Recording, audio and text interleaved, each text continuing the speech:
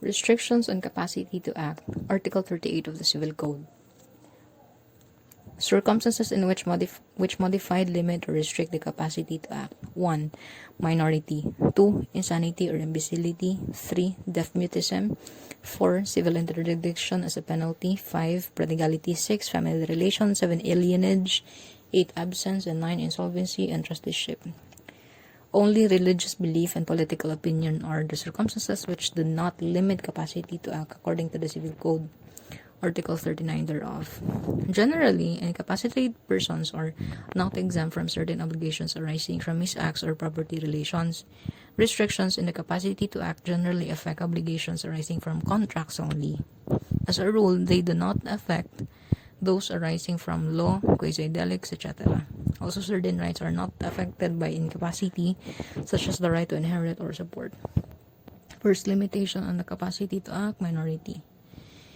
Article 234 of the Family Code is amended, lowering the age of emancipation or majority from 21 to 18 years of age. Articles 235 and 237 of the Family Code are also repealed. So, who are minors? Minors are those whose age are below the age of majority.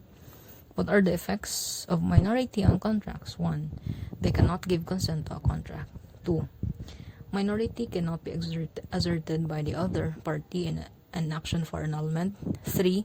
Not obliged to make restitution except insofar as they have benefited. 4. Minor has no right to demand the thing or price voluntarily returned by him.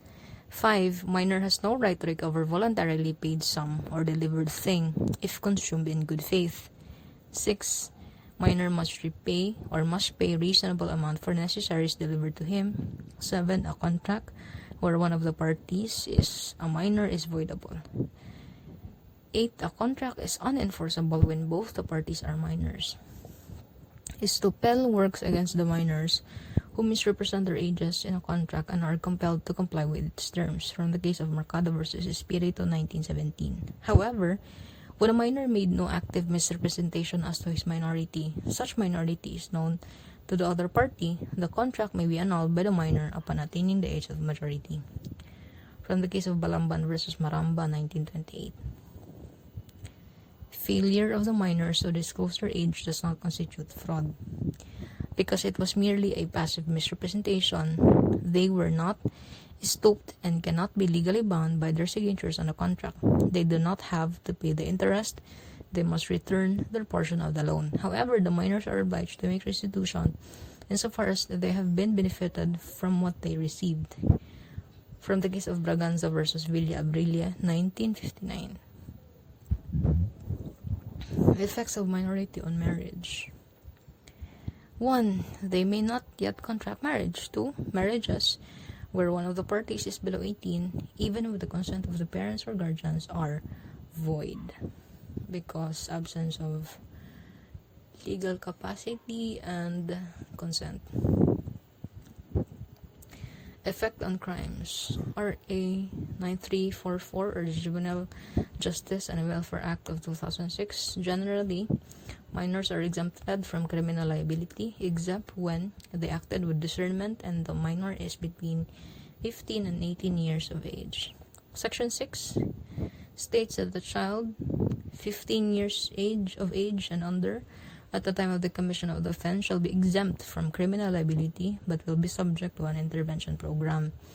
A child above 15 but below 18 shall also be exempt from criminal liability and be subjected to an intervention program unless the child has acted with discernment.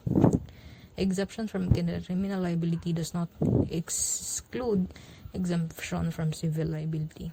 Section 7 of RA 3944 states that a child in conflict with the law shall not enjoy presumption of minority and shall enjoy all rights until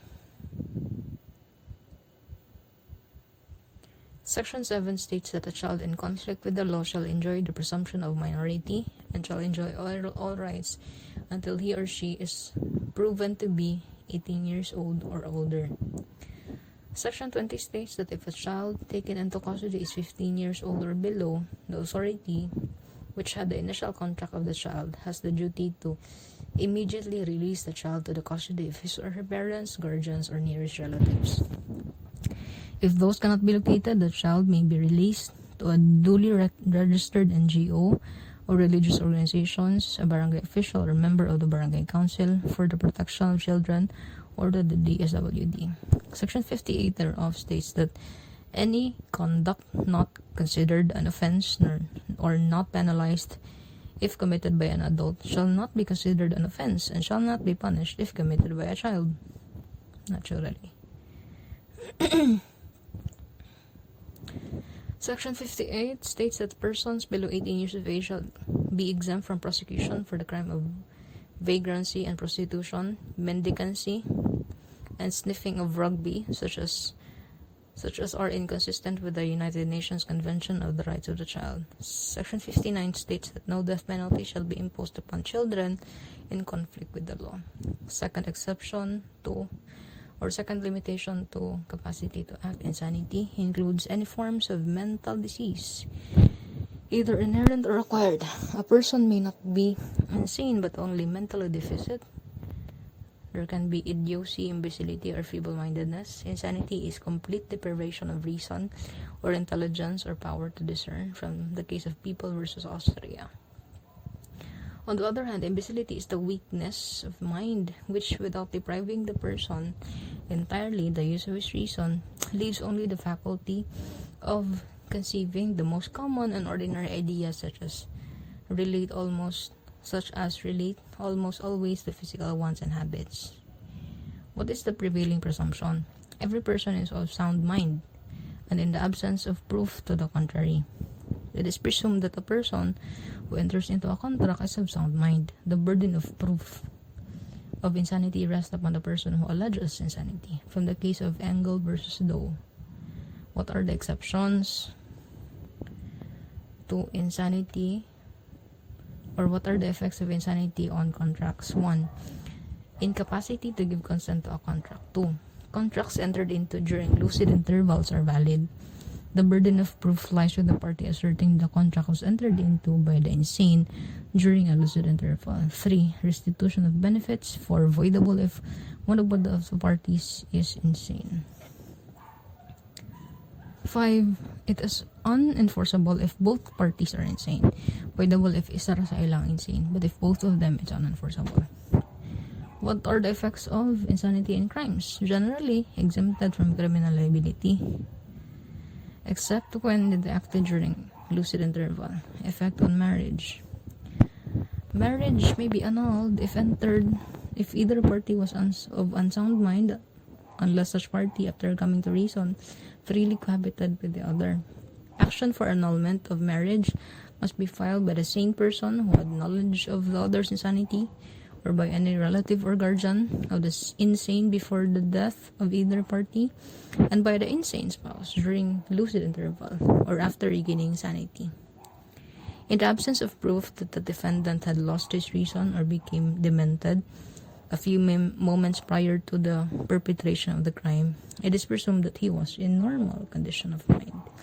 U.S. versus Vagilyar. Third limitation to capacity to act is deaf mutism. What is the effect of deaf mutism on contracts? 1. Deaf mutes cannot give consent to a contract if he or she also does not know how to write. 2. Deaf mutes can make a valid will, provided he must personally read the will. The contents of the same have either been read personally to him or otherwise communicated to him by two persons. 3. Cannot be a witness to the execution of the will. 4. Voidable if one of the parties is a deaf mute or does not know how to write. 5. Unenforceable if both the parties are deaf mutes and do not know how to write. Prodigality. Fourth exception to capacity to act.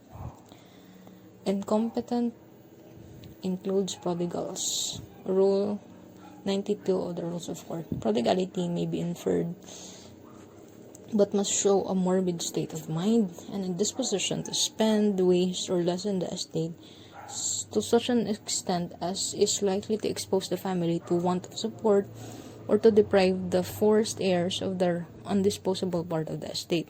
The case of Martinez versus Martinez, 1902.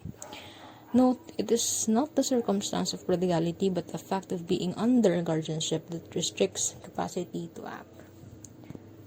Civil interdiction, the fifth limitation to capacity to act. It is an accessory penalty imposed upon persons who are sentenced to a principal penalty not lower than reclusion temporal. What is the effect of civil interdiction on parental or marital authority? Offender is deprived of the rights of parental authority or guardianship or marital authority or the rights to manage his property and of the right to dispose of such by any act inter vivos. Effect of civil interdiction on marriage and property. For the validity of marriage settlements, the participation of the guardian shall be indispensable. Sentence of one's spouse to a penalty which carries with it civil interdiction is sufficient cause for juridical separation of property or judicial separation of property. Third, the administration of exclusive property of either spouse may be transferred by the court to the other spouse when one of them is sentenced to civil interdiction. Family relations. Family relations, insofar as capacity to act, what are the effects of family relations on crimes? 1. Justifying circumstance if acted in defense of person or rights of spouse, descendants, brothers and sisters, and other relatives up to the 4th civil decree. 2. Mitigating circumstances if acted in the immediate vindication of a grave offense or felony committed against his spouse, descendants, or relatives of the same degree. Third, descendants cannot be compelled to testify in a criminal case against his parents and guardians unless the crime was against the descendant or by one parent against the other. Effects of marriages or effects of family relation on marriages. Incestuous and void marriages between ascendants and descendants of any decree, and between brothers and sisters with their full or half blood. Effect on contracts. 1. Donations or grants by gratuitous advantage between spouses during the marriage shall be void, except moderate gifts during family occasions. 2.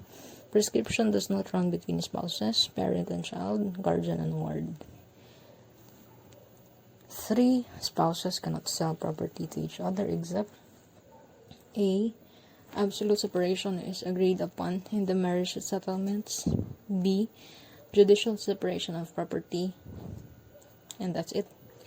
Alienage. What is the limitation of alienage on capacity to act?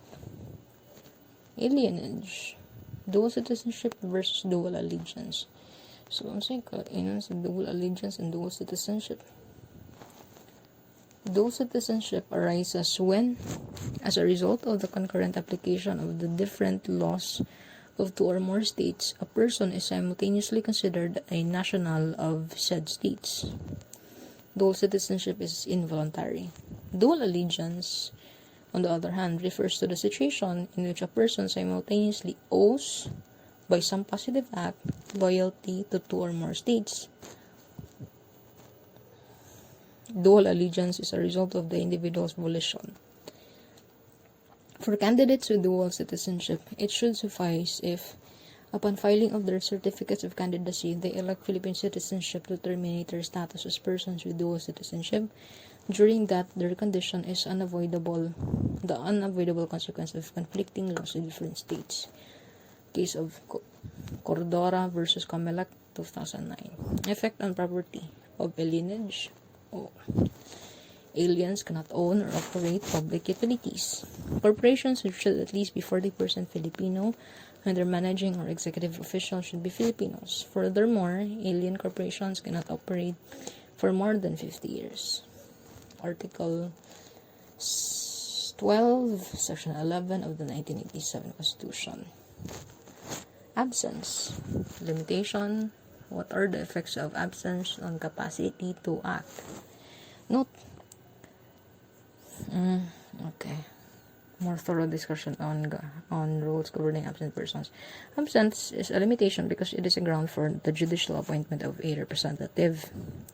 So, kung absent ka, installan ka og judicial representative. Article 390 of the Civil Code, after an absence of 7 years, it being unknown or not, it being unknown whether or not the absentee still lives, he shall be presumed dead for all purposes except for those of succession. So, patay na kayo, absent ka for 7 years. But they cannot rule upon your properties. The absentee shall not be presumed dead for the purposes of opening succession till after the absence of 10 years. So, if absent for 10 years, maabrehan ang succession. If he disappeared after the age of 75 years, an absence of 5 years shall be sufficient in order that his succession may be opened.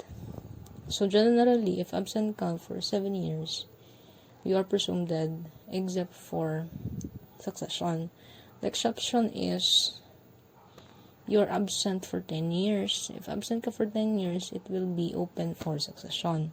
Exception to the exception is if 75 years old na ka, absent ra 5 years, ma-open ang imong succession.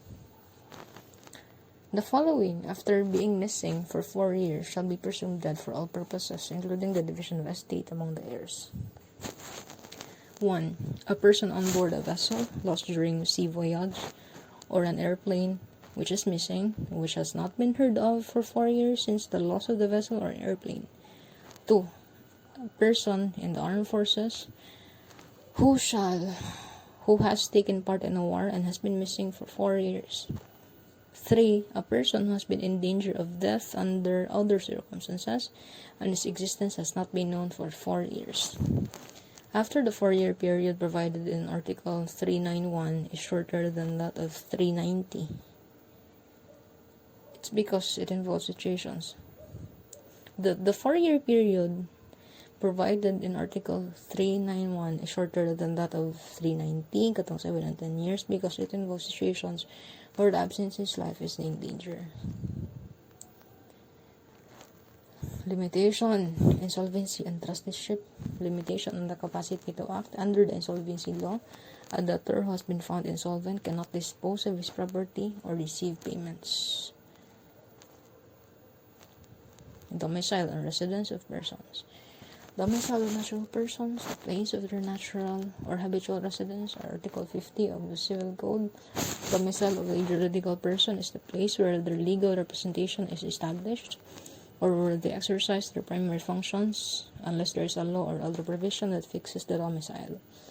Domicile versus residence. While domicile is permanent, there is intent to remain. Residence is temporary and may be changed anytime. So there is no necessary intent to remain if residence. Requisites of domicile. 1. Residence or bodily appearance in a new locality. 2. Intention to permanently remain there or animus maninde. And 3. An intention to abandon the old domicile, animus non revertende. Wajud ni kritik ko. There must be animus maninde coupled with animus non revertende. One must have actual change of domicile and a bona fide intention to establish a new residence. In the case of Paul Yamansares versus Comelec, 2016. Kinds of domicile. Domicile of origin, domicile of parents of a person at the time he was born. 2 is domicile of choice, domicile chosen by a person, changing his domicile of origin, domicile where he intends to remain, animus de revertende. And 3, domicile by operation of law. That is Article 69, domicile of minors. A married woman does not lose her domicile to her husband unless there is a clear proof of the abandonment. Domicile of origin subsists. In the case of Romualdez Marcos versus Comelec, 1995. Foundlings cannot be considered stateless and citizenship is not required for domicile.